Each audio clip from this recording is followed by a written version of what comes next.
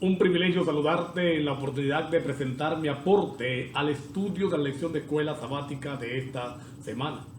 Agradezco a Dios por el privilegio, la oportunidad de llegar hasta ti, de juntos introducirnos y sumergirnos en esta lección tan fascinante, anhelando en el Señor que sea de gran bendición para todos nosotros. Estamos llegando a la lección número 11 de un trimestre que considero que ha sido por lo demás especial. Un trimestre que nos ha desafiado a conocer mejor la palabra de Dios, a entenderla de mejor manera, y pido al Señor que estemos aplicando cada lección aprendida para que al estudiar la palabra seamos verdaderamente alimentados y en consecuencia nuestra relación con el Señor sea aún más íntima y más especial. La lección número 11 lleva por título La Biblia y la profecía. Y esto es lo que hace, o una de las cosas que hace interesante a la palabra de Dios, que hace interesante a la Biblia, el contenido de la misma en la dirección profética. A diferencia de otros libros considerados sagrados en otras religiones, la Biblia va a contener profecía. Y la va a contener precisamente porque la inspira un Dios que controla la historia, que controla el futuro, que sabe lo que va a pasar y en consecuencia lo puede predecir.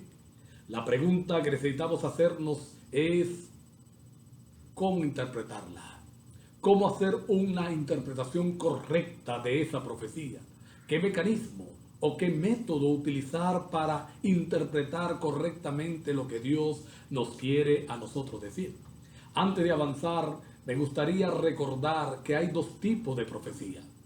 Vamos a encontrar en la Biblia dos tipos de profecía: la profecía clásica y la profecía apocalíptica. ¿Cuál es la diferencia entre una y otra? Una sola característica de diferencia voy a colocar porque nos interesa ir a la apocalíptica y comprender cómo interpretarla. La profecía clásica tiene como ingrediente que ella es condicional. Es decir, el cumplimiento de esta profecía va a depender de la respuesta del pueblo, del individuo o a quien esté dirigida esa profecía. Un ejemplo clásico, valga la redundancia, de la profecía clásica es la historia de Nínive con Jonás. Dios envió a Jonás a predicarle a Nínive que si en 40 días ellos no se arrepentían, entonces esa ciudad iba a ser completamente destruida. Ustedes saben qué ocurrió.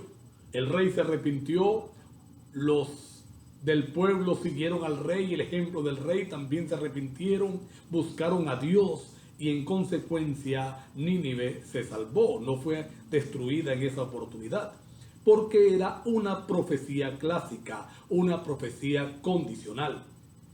Otros ejemplos que encontramos en la Biblia de profecía clásica lo vamos a ver en relación al pueblo de Israel.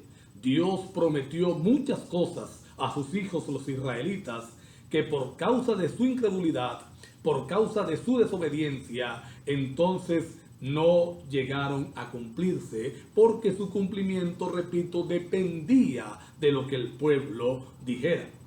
Ahora, en contraste, la profecía apocalíptica es incondicional. Es decir, su cumplimiento no está sujeto a qué suceda en los receptores del mensaje. No está sujeto a la respuesta del pueblo. La profecía apocalíptica se va a cumplir porque se va a cumplir. El nacimiento de Cristo Jesús. El Señor predijo dónde iba a nacer, de quién iba a nacer. Y eso se cumplió literal porque es una profecía apocalíptica. La otra característica de la profecía apocalíptica, porque es la que nos interesa, es que la profecía apocalíptica va a tener un solo cumplimiento. Va a tener un solo cumplimiento, un solo fin. Otra cosa que debemos tener en cuenta para introducirnos entonces a interpretar las profecías correctamente es entender cuál es el método que la Biblia enseña y que la iglesia practica. Hay 4 escuelas que enseñan cómo interpretar la profecía. Está la escuela preterista. Y este método enseña que toda la profecía está en el pasado. Toda la profecía se cumplió literalmente en el tiempo del profeta. No hay nada para este tiempo, no hay nada para el futuro, todo está en el pasado. Yo considero particularmente que la Iglesia Católica es quizás el exponente más famoso de esta escuela, el preterismo, porque ellos en su teología concluyen que toda la profecía de Daniel se cumplió en un momento puntual de la historia en el pasado. Y tenemos la escuela futurista, que entonces, al contrario de la preterista, traslada toda la profecía para el tiempo del fin. Traslada todo el cumplimiento profético de todo lo que se dice en la profecía apocalíptica. Todo va a tener su cumplimiento, es en el tiempo del fin. No ha ocurrido nada en el pasado, no está ocurriendo nada en el presente, todo va a ocurrir en el futuro. Una tercera escuela, es la idealista. Y entonces esta concluye que la profecía es simplemente el ideal de Dios, el ideal del Señor. No tiene nada que ver con la historia, no tiene nada que ver con el pasado ni con el futuro. Es lo que Dios desearía que ocurriera. Pero la cuarta escuela, que es la que vamos a estudiar un poquito mejor, es la historicista. La escuela historicista. Ella entonces dice que la profecía sigue un flujo lineal ininterrumpido en la historia desde el momento en que fue dada esa profecía, es decir, en el pasado hasta el presente y hasta el futuro. Este método historicista fue usado por los apóstoles del Señor, fue usado por Daniel, por Juan el revelador, fue usado en la Edad Media por los reformadores, y es el método que la Iglesia Adventista utiliza porque es el método bíblico. Un ejemplo de la profecía o del método historicista lo vamos a encontrar en la profecía de Daniel, capítulo 2, capítulo 7. Miren cómo se revela la historia que parte de allí, del imperio de Babilonia. Daniel le dice a Nabucodonosor: tú eres esa cabeza de oro, pero después de ti vendrá otro reino, otro reino, otro reino. Y esto llega hasta la segunda venida de Cristo Jesús, hasta el establecimiento del reino de los cielos. El método historicista, repito entonces, sigue un flujo lineal en la historia. Ahora, otro elemento clave para comprender la profecía, y es un elemento clave en la posición historicista, es el principio de día por año. Dos versículos resaltan: Números capítulo 14, verso 34 y Ezequiel capítulo 4, versículo número 6. De allí los apóstoles, los reformadores, los pioneros adventistas y la iglesia adventista entiende el principio fundamental para comprender la posición historicista del día por año. ¿Cómo podemos llegar a esta conclusión? ¿Cómo podemos ver en estos dos versículos lo que estamos diciendo? Hay conexiones lingüísticas entre ambos textos. La expresión cargar la maldad está redactado igual en ambos textos. Ambos pasajes van a comenzar con las frases que aluden al número de días. Y en tercer lugar está el concepto de día por año allí mismo establecido. Ambos versículos dicen: por un día, un año por día te voy a dar. Otros elementos que van a respaldar el principio del día de día por año para entender la profecía apocalíptica, comprender el método historicista, es el uso de los símbolos. Oigan lo que voy a decir. Vamos una vez más a Daniel 2, a Daniel 7 o a Daniel 8. El Señor está revelando el futuro a través de símbolos. Es decir, la profecía que está recibiendo el rey en primer lugar, el profeta Daniel en los otros dos casos, está hecha en símbolos, no es literal. No hay tal cosa como una estatua, o no hay un león con dos alas, o un oso con un hombro más arriba que el otro, o un leopardo con 4 cabezas. Eso es simbólico, que representan algo, por supuesto. Pero si la profecía no es literal, entonces todo su contenido no lo podemos establecer como literal. Así que el uso de los símbolos nos indican ese otro elemento que respalda el método de un día por año. Lo que representan esos símbolos. ¿Qué representaban los símbolos? ¿Qué representaba, por ejemplo, el león con un par de alas? El imperio de Babilonia, ¿sí o no? Y el imperio de Babilonia no duró un día, ni 2. Así que esas expresiones utilizadas o la representación de ellos nos indican que está hablando de un periodo que se reduce, que se dicen días, pero que representan años. Y un tercer elemento, vamos a encontrarlo en la forma como se expresa, es decir, en las expresiones utilizadas. Daniel 8:14, hasta 2300 tardes y mañanas. Son expresiones que no se utilizan para hablar de un día literal, sino para hablar de tiempo.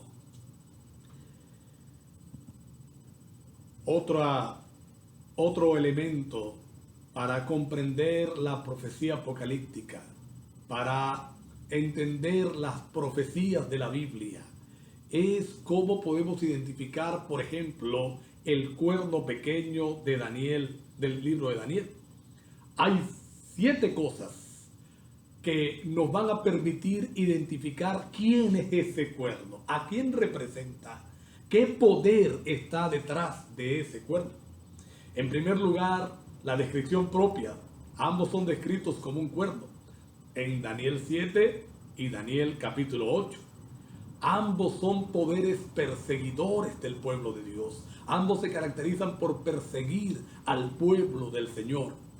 Ambos se exaltan a sí mismos y son blasfemos.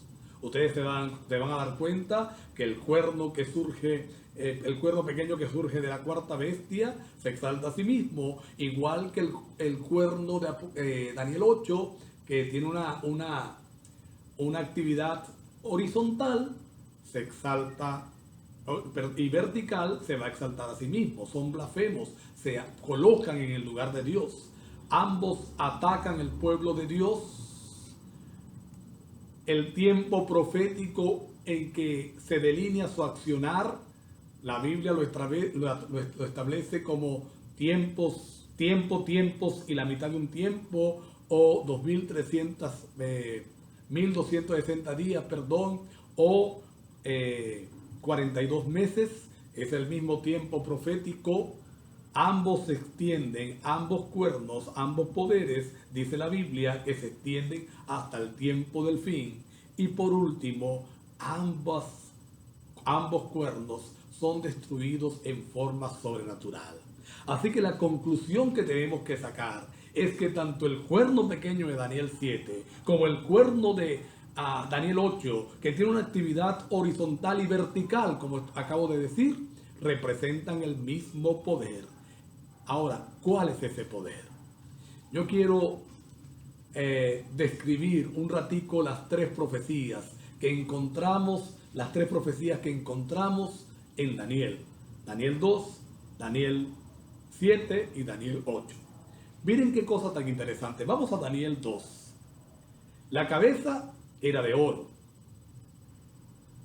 pecho y brazos plata, cadera, muslo, bronce, piernas, hierro.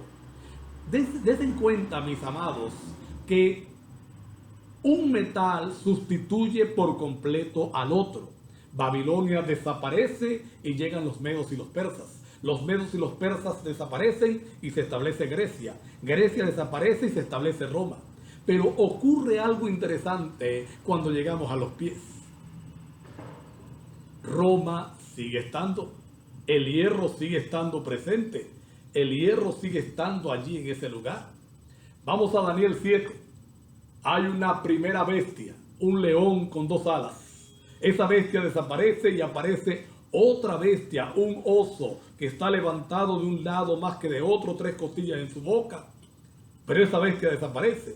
Aparece un leopardo con 4 alas, 4 cabezas, pero esa bestia desaparece. Luego viene una bestia terrible y espantosa que entendemos que representa a la Roma pagana, a la Roma imperial.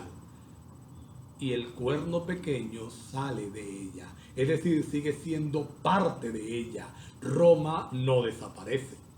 Y en Daniel 8, el cuerno va a tener una actividad horizontal representando a la Roma pagana, a la Roma imperial, pero ese mismo cuerno tiene una actividad vertical hacia Dios que representa a la Roma papal. Es decir, ese cuerno pequeño simboliza al poder papal que surgió después de la caída del Cuarto Imperio, pero que salió de ese lugar. Sigue estando en ese lugar.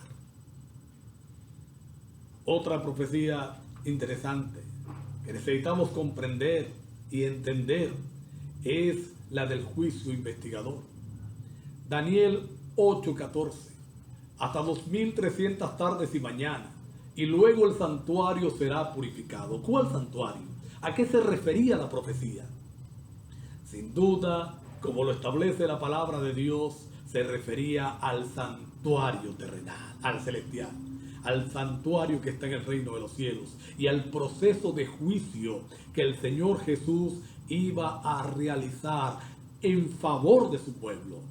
Miremos, por ejemplo, las expresiones en Daniel 7.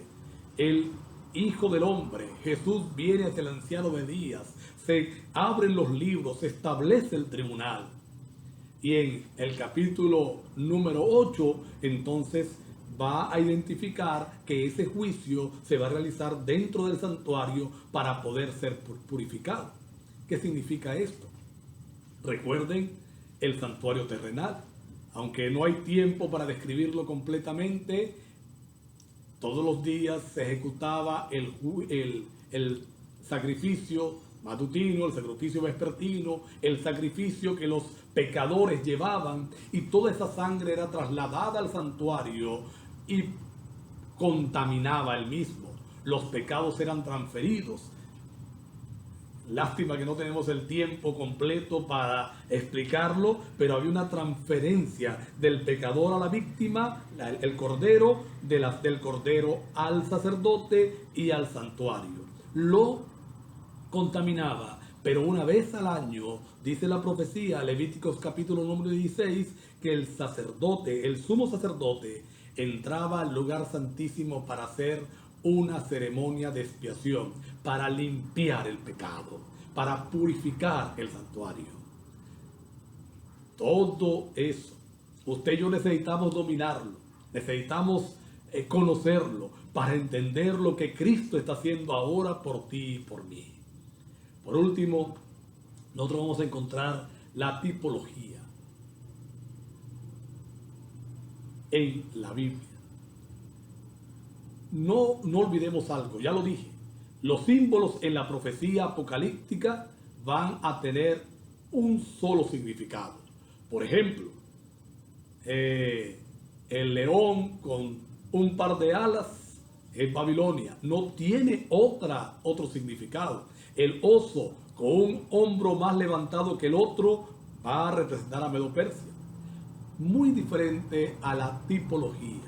La tipología se va a basar en personas, hechos o instituciones del Antiguo Testamento que entonces van a venir al Nuevo Testamento para colocarse, para encontrarse con su antitipo, para colocarse como un ejemplo y establecer una lección para nosotros.